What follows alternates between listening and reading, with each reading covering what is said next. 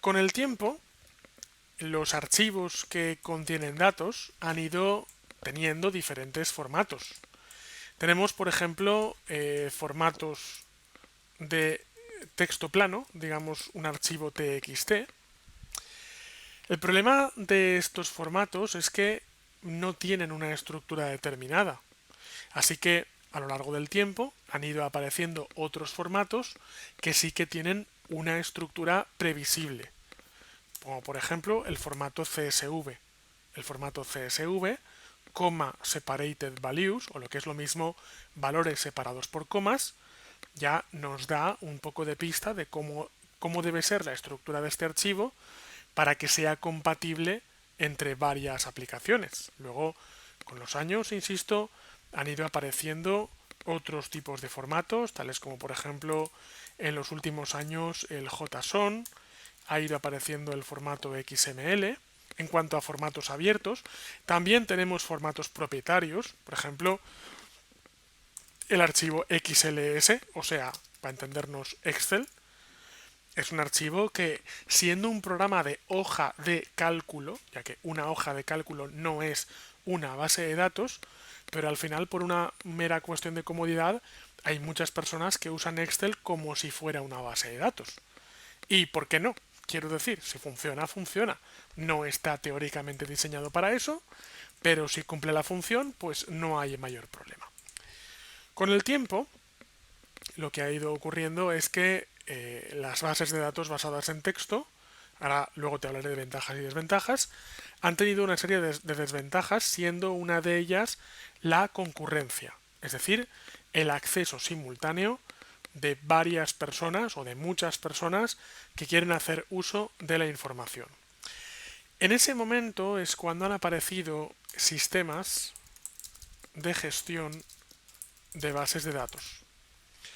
Son sistemas que actúan de intermediarios y lo que hacen es que permiten centralizar la información. Centralizan la información en un servidor. Ese servidor tiene un software que es el intermediario y es un software al cual múltiples personas se pueden conectar y ese software lo que hace es canalizar la información.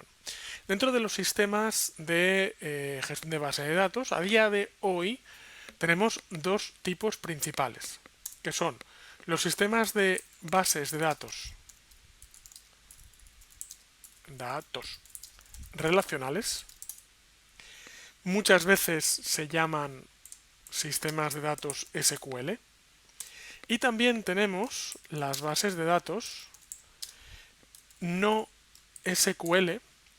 En un primer momento, en la aparición del concepto de no SQL, era tal cual, se leía tal cual, bases de datos no SQL, que no son de tipo SQL. Sin embargo, si te fijas, este concepto es un poco hater porque es un concepto bastante negador.